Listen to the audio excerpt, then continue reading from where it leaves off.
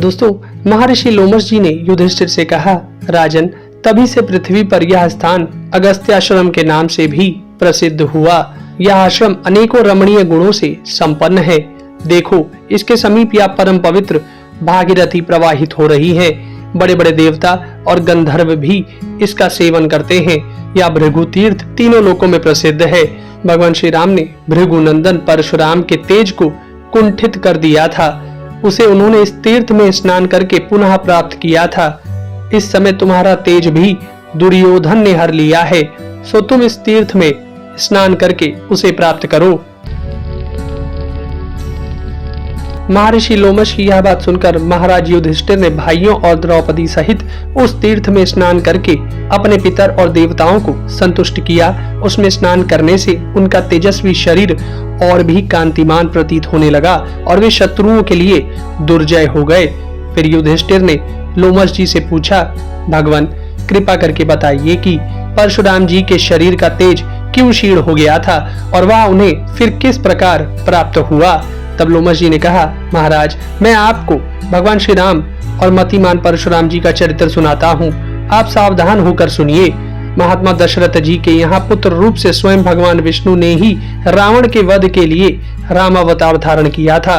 श्री राम ने बाल्यकाल में ही अनेकों अद्भुत पराक्रम किए थे। उनका सुयश सुनकर परशुराम जी को बड़ा कौतूहल हुआ और वे अपना क्षत्रियों का संहार करने वाला दिव्य धनुष ले उनके पराक्रम की परीक्षा लेने अयोध्यापुरी में आए। जब दशरथ जी ने उनके आगमन का समाचार सुना तो उन्होंने राजकुमार राम को सबके आगे रखकर अपने राज्य की सीमा पर भेजा। श्री राम को देख परशुराम जी ने कहा, राजकुमार, मेरा यह धनुष काल के समान कराल है। यदि तुम में बल हो तो इसे चढ़ाओ। तब श्री रामचंद्र जी ने परशुराम जी के हाथ से वह दिव्य धनुष ले लिया और खेल ही में उसे चढ़ा दिया। फिर मुस्कुराते हुए उसकी प्रत्यंचा का टनकार किया। उसके शब्द से समस्त प्राणी ऐसे भयभीत हो गए मानो उन पर वज्र टूट पड़ा हो। इसके पश्चात उन्होंने परशुराम जी से कहा, ब्राह्मण, लीजिए, आपका धनुष तो चढ़ा दिया, अब और क्या सेवा करूं। तब परशुराम जी ने उन्हें एक दिव्य बाण देकर कहा कि इसे धनुष पर रखकर उसे कान तक खींचकर दिखाओ। यह सुनकर श्री रामचंद्र जी ने कहा, भृगुनंदन, आप बड़े अभिमानी जान पड़ते हैं। मैं आपकी बातें सुनकर भी अनसुनी कर रहा हूँ। आपने अपने पितामह ऋचिक की कृपा से विशेषतः क्षत्रियों को हरा कर ही यह तेज प्राप्त किया है। निश्चय ही इसी से आप मेरा भी तिरस्कार कर रहे हैं। अच्छा, मैं आपको दिव्य नेत्र देता हूँ, उनसे आप मेरे स्वरूप को देखिए।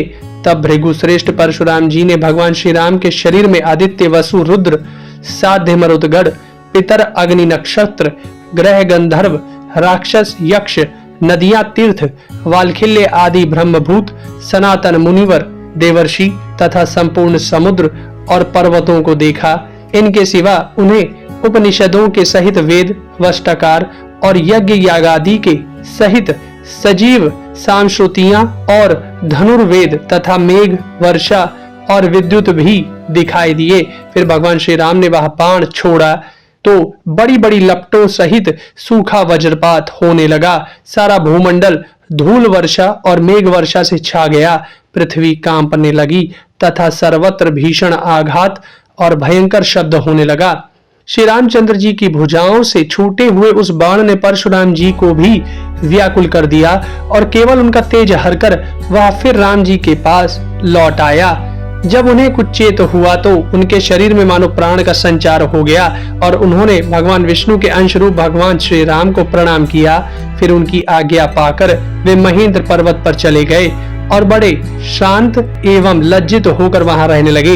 इस प्रकार 1 वर्ष बीत जाने पर जब पितृगण ने देखा कि परशुराम जी बड़े निस्तेज हो रहे हैं, उनका सारा मद चूर चूर हो गया है और वे अत्यंत दुखी हैं, तो उन्होंने उनसे कहा, वत्स, तुमने साक्षात विष्णु के सामने जाकर जैसा बर्ताव किया वह ठीक नहीं था।